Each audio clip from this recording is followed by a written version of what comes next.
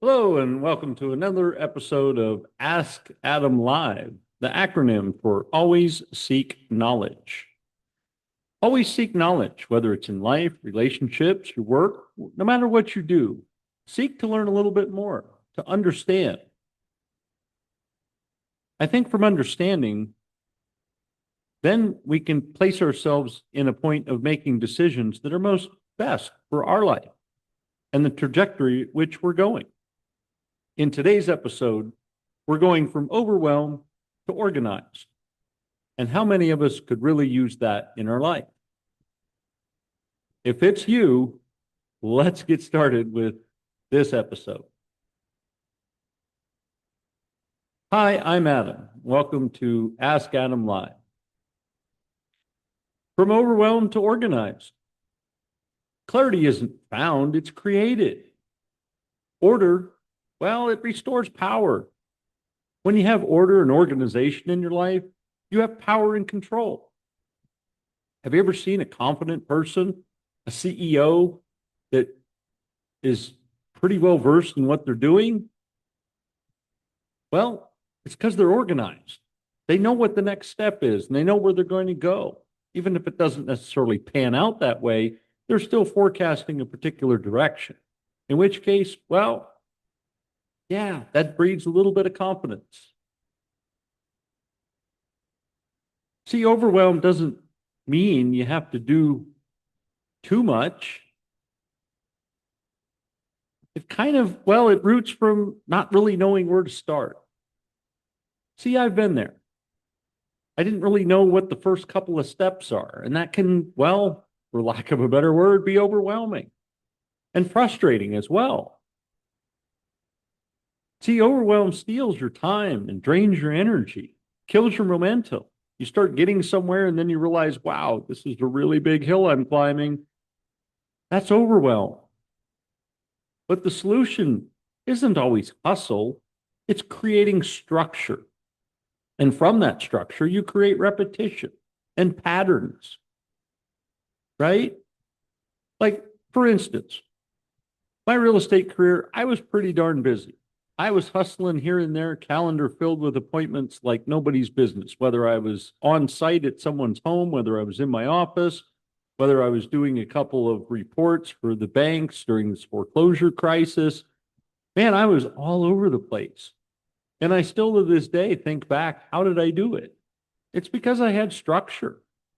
I had a system in process and systems and process in place, which allowed me to pretty much plug and play, as the kids say it these days, where someone called up and said, hey, we want to go ahead and move forward with listing our house. We'll meet you at the office at 3. All right, I'll see you at 3. Man, as long as I had about 30 to 45 minutes, I had a file at the ready on my desk. That was my structure. All I had to do was fill in the blanks. Then once I filled in the blanks with your name and all that confidential information and some of the details, pretty much was down to the simplest task of, well, let's analyze your neighborhood and see where we set the listing price.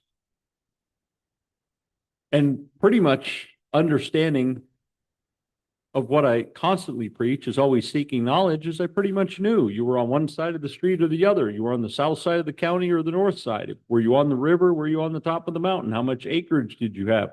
What was land per acreage? Was it usable acreage or was it cliffside?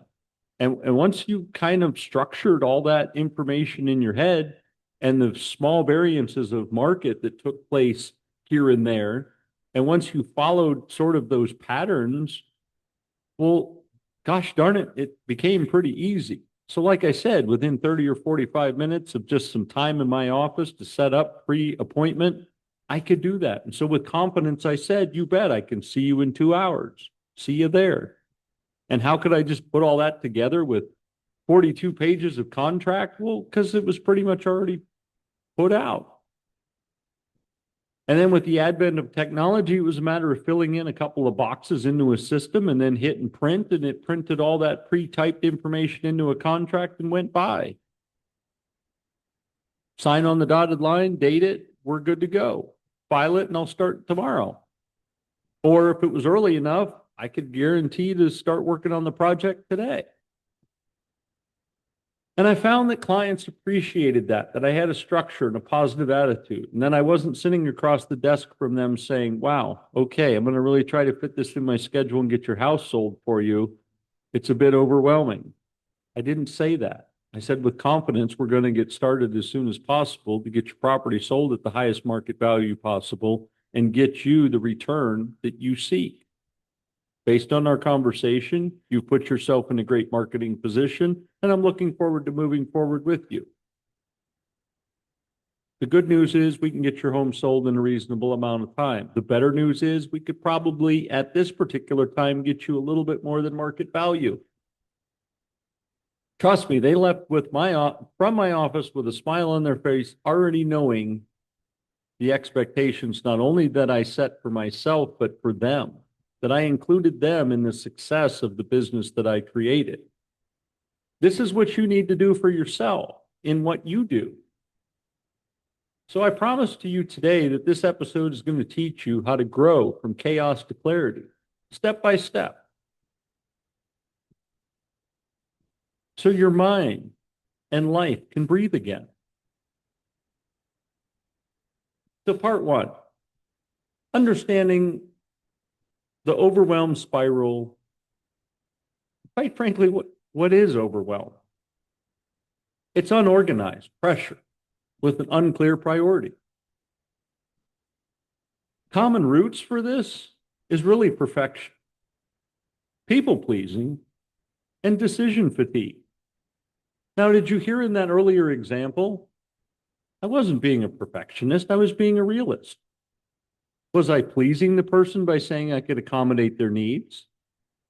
No, and I probably glossed over it a little bit, but I gave them three choices of where they could list their home. At the bottom and get it sold quickly and cheaply, at the middle, which would give some room for negotiation, or they could go to the top of the tier and probably sit there for about 90 to 120 days while everything else in the neighborhood sold, and they would be the last thing available, in which case would already open up negotiations to why did your home take so long to sell? As well as decision fatigue. You know, on top of my game, I didn't have a hard time making decisions. In fact, I was pretty good at my game. In fact, it was to the point where I actually turned down more business than I accepted because I realized it wasn't good business for my company or it wasn't a good fit for me. Because quite frankly, if I couldn't do what I could promise to do in a period of time in which I thought was reasonable, quite frankly, you were wasting my time. And not that your sale of your home was less important than anything else on the planet. It just wasn't realistic.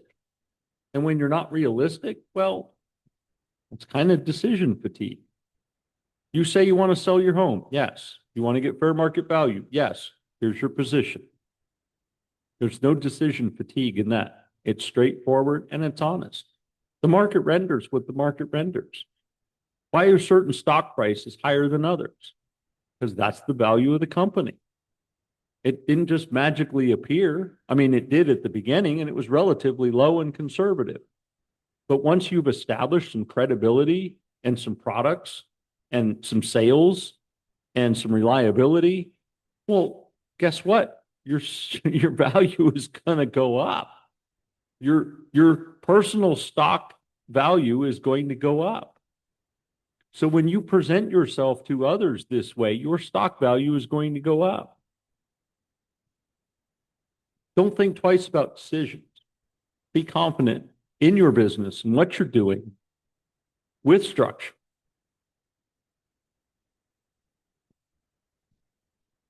Let me share with you a little bit. We'll go into some neuroencoding aspects. And if you've attended any of the workshops, you know a little bit of what I'm about to say. But anyway, I'm going to throw this in anyway. Your brain can only focus on, well, really 2 to 3 meaningful things at once. Clutter, cognitive static, well, it's just not going to work. Simplicity equals a system of flow.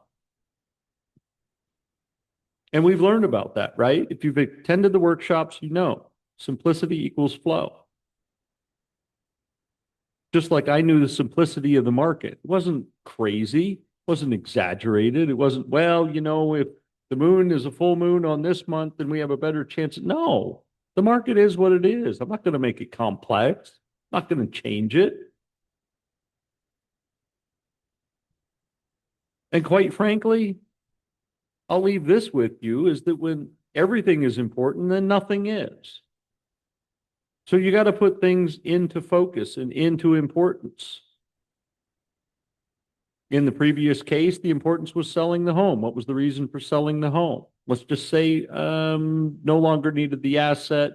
It was a recreational home and we needed to sell. We wanted to liquidate it and put it towards something else, or we were relocating a recreational home from the mountains of the mid-Atlantic area to maybe an island somewhere. We were going to buy a timeshare in the ski mountains or some other thing. Okay, how important is that? Well, look at the time of the year. How important is it that you want to purchase the ski home and be skiing by winter? Okay, great. So now I understand there's a little bit of a demand that you want to get your home sold, liquidate this asset, put cash in your pocket, and go buy something. Great. Now I know what to focus on. And that's exactly where I lean. And not that we sold the home for less. In fact, it was a tremendous selling point. And I even told other agents that. And it's not disclosure. By the way, let me be clear. I know some agents I talked to, they misunderstood the disclosure thing. But if I told you, the other agent or the other client, my client is interested in selling this home because they would like to purchase and relocate their resort property to another location and they would like to be there by next season. So honestly, if you short them on this, it's going to default their plans.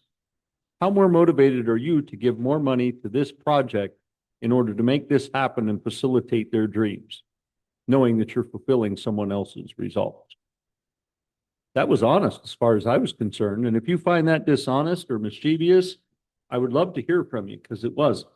I was frankly honest, and quite frankly, the property got sold as it needed to, and they did get fair market value. And nobody shortchanged them by anything because they also realized that there was a purpose and a slight demand from the seller for why they needed to sell the home. Now, if I could have shared or even embellished some make-believe story about how, well, it just wasn't the right time and they're kind of thinking about changing resort properties and yeah, if things work out, it would really be great. And there's not a lot of motivation conveyed there. And in fact, the purchaser or the purchaser's agent's going to be like, yeah, they're not in a hurry to sell. So we'll just let them keep that price. I conveyed the motivation of the seller in all truthful honesty.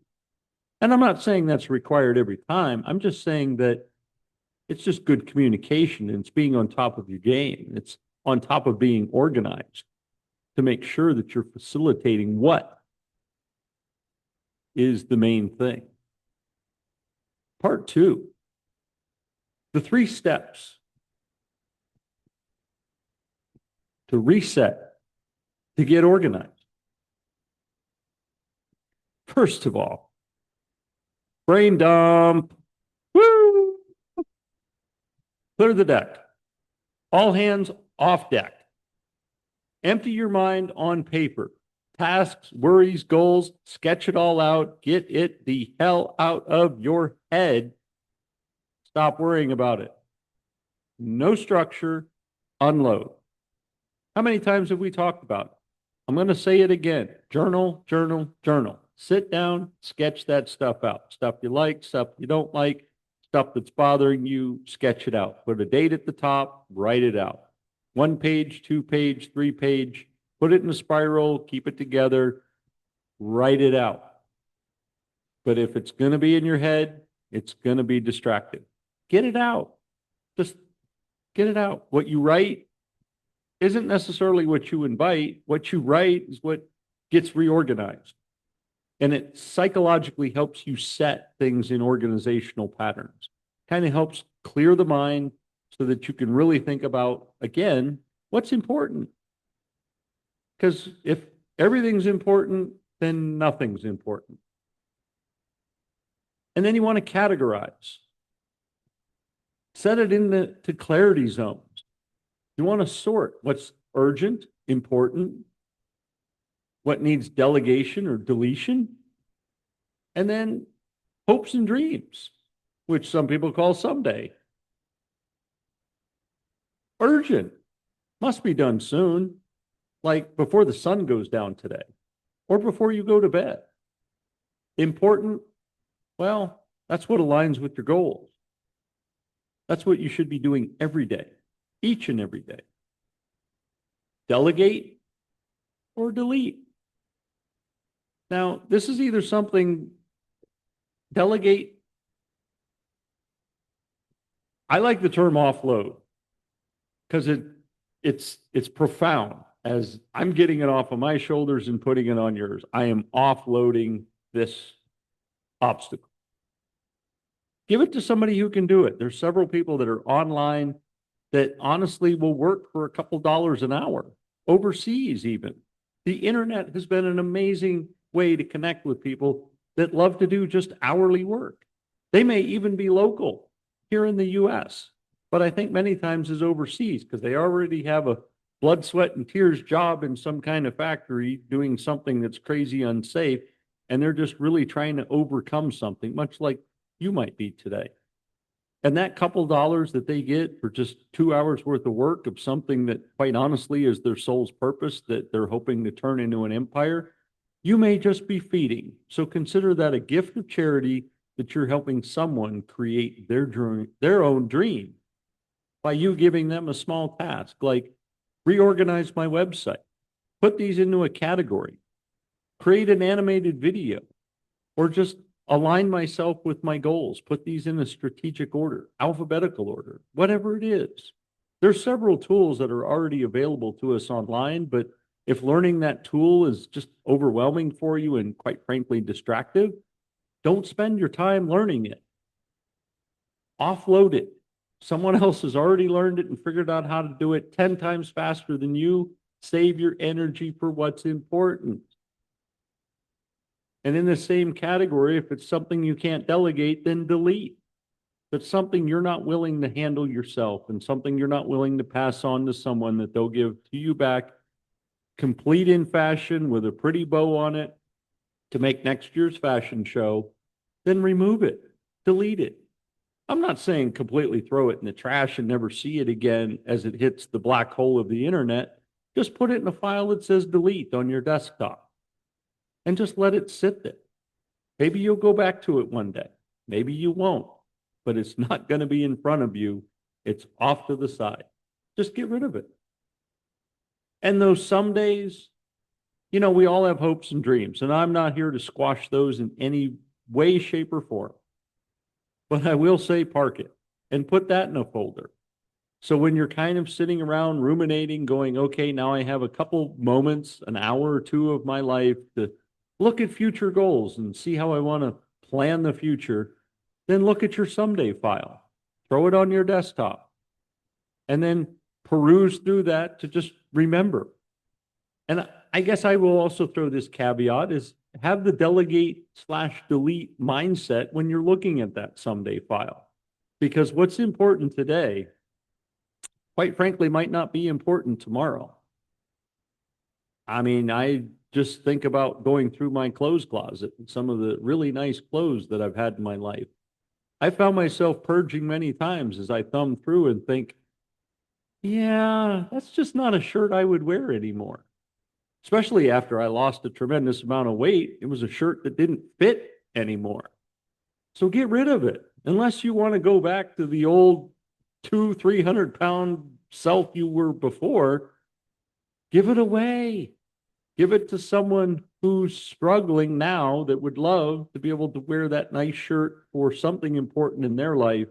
And they're eventually going to give it away because they're going to change their life as well. Create a focus filter. And that's the rule of 3. Choose 3. 3 priorities each day. See, this isn't overwhelming.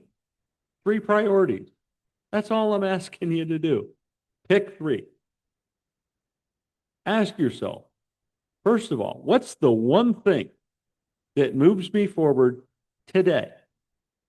I know many people in the circles that I'm with, they use what's called the what's going to make me money today folder. And so what is my going to create money for my business activity that I can do today? That is the thing you should be doing. And what is the second most important / money making thing in your business you should be doing? Do that. And the third most important thing / money making business opportunity, do that. Do those three things, whether it's creating progress, developing or building progress, or money making option in your life and in your business. That's what you do. And some of you out there right now are probably working some of those 9 to 5, 40-hour a week jobs. And that's fine. You're giving your time to someone else and they're giving you some money. And hopefully you're taking that money and you're putting it into this business that you're developing and creating. And that's tremendous. That's wonderful. It's great growth. But remember that what is most important is going to that job and getting the paycheck. What's second most important? Second most important is that you're focusing on that business that you're building. And what's third most important is that you're doing the second most important thing to build your business. And the idea is that you eliminate the number one, which is working for someone else, and creating the number two to take the number one position.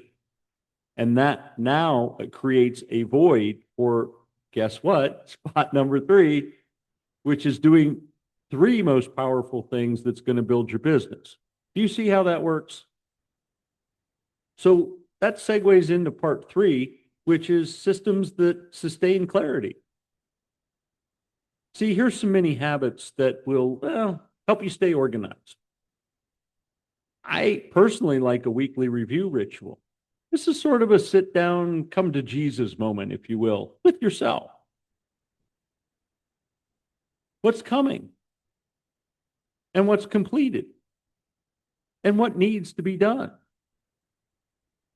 These should be weekly reviews just to help keep you on track. And if your what's completed is still working on, and that's not a changing, that is your first focus.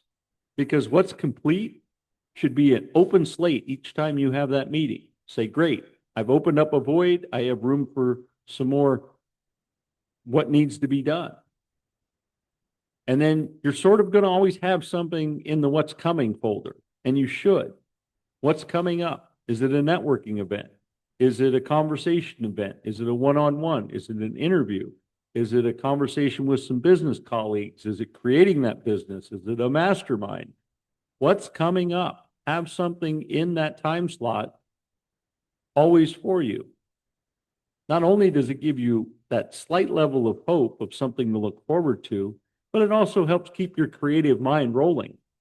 Because when you're thinking about, hey, what's coming up? Oh, it's that meeting with so-and-so. Oh, I need to be prepared for that. Or, oh, I should brush up on my knowledge regarding that particular matter. So what's coming up is important. And I think it sort of keeps you athletically cognitive. Because if you don't have anything coming up, well, you're going to get distracted and you're going to get bored. And yeah, you kind of might feel overwhelmed, like you're not getting where you want to be. See, I use Sunday as my recurring day of prep. And this helps me realign my week. So once I get done with an activity of speaking over the weekends, usually Thursday through Saturday, sometimes Sunday is when I'm wrapping up those events. And whether I'm at the airport waiting to get home or I'm already home because it was a short week for me, I'm already sitting down on that Sunday realigning my week to look at what is coming up as far as my speaking obligations, what is coming up as far as scheduled workshops that I'm going to be doing online. And then how does that all weave into my personal life? Because again, I do have family, I do have friends, and I do have a lifestyle that keeps me well grounded. But that is what keeps me organized, and I don't feel overwhelmed. and I don't feel over obligated because everything has its place. And when you sit down on that once a week ritual of not only reviewing what you've done and reviewing what needs to get done and then putting it in its place, well, guess what? Now you have a calendar of to-dos. And not that I know some people don't like to be told what to do, but I certainly appreciate the obligation of getting to do things. I like to see my calendar filled up because it reminds me of the gratitude that I feel inside that I get to do things. And it reminds me that I have things that I get to do. So you want to fill your calendar so that you can have this experience of getting to do things. Part 4 is mindset shifts that support organization, right? Because once you get organized, you kind of have to train your mind to be like, this is okay, right? So you got to reframe your language. And that's part of this Sunday ritual I have of organization is that I don't have this feeling I used to have of I'm so behind. I get to choose what matters most to me right now. And sometimes I've had to say no to some really spectacular speaking obligations because other things were more important. Now, I'm not saying I'm writing those things off and saying no forever. It's saying, I can't do it right now. I need to reschedule. Is there a different date that's available for you and your organization? And many times there is. Quite frankly, many times there's a floating calendar per month that they have these reoccurring meetings or quarterly meetings or get-togethers. So me falling just right into their calendar is a little bit of, well, the negotiation, as I mentioned, in real estate.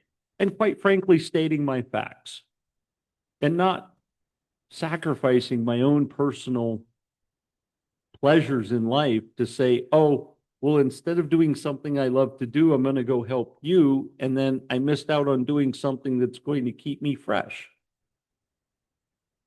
and something that's going to keep me high energy. I sacrificed that so that I could make an accommodation that, quite frankly, creates overwhelm. So here's a tip for you. Overwhelm often signals fear of disappointing others, not lack of time. That's why I like to use micro moments to breathe and to move, a little exercise, and I praise myself. This helps to regulate things. Remember, I'm looking out for number one. I'm absolutely engaged with helping others and satisfying other people's needs. But I also realize that there's a certain level of adaptation. And I also have not ever forgotten the fact that life is happening for me, not to me. And so if this moment isn't absolutely correct, I know there's another moment. It's not just specifically this moment that something has to happen. And I share that with my clients and my customers to say, hey, this just isn't the right moment. But here's another moment that actually is going to work much better. And I can focus much more time in this endeavor with you. Would you rather have an hour of my time or half a day of my time? And many times they would much prefer half a day from me than just an hour via Zoom. No offense, but you want the real me. You don't want the virtual me. So choose what matters. And don't feel overwhelmed thinking that you're disappointing someone. Because I've found that with my true authentic self, in sharing that valuable information, recognizing my well-being as well as their value and their time, I've actually gotten more praise and recognition than letdown and disappointment. Let's recap. Overwhelm is a signal, not a sentence. Organization isn't perfection. It's prioritization with peace. Let me say that again. Organization isn't perfection. It's prioritization with peace. Just as I shared before, being from a position of peace, helps me organize, be truthful and honest in setting up my schedule, as well as being truthful and honest with myself that there's only certain things I can get done in the span of a day. And to try to set too much up to like stack the deck and say, okay, here's what I got to do. Well, I'm just setting myself up for failure. I mean, that's an automatic sentence for overwhelm and failure is that you got so much to do, knowing you just can't get it all done. And until I can measure, which has taken me quite a while, and I'm getting a little better at it now, but until you can truly measure what you can accomplish, dial it back, set the bar low to accomplish and understand what you can actually, what you're capable of. And as your muscle strength increases and your resilience is much better, and you can bounce from one function to the next with 100% focus, well, then start stacking the deck for you, not against you, and build up that ability to accomplish more in a day. But start with small decks and with small wins and small accomplishments. And with that confidence, you can level things up and be the best that you can be.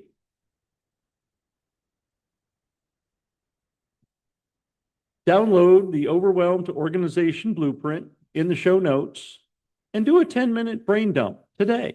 I encourage you. Just flush all that stuff out. Just liquidate yourself of all those things that concern you and that are troubling you.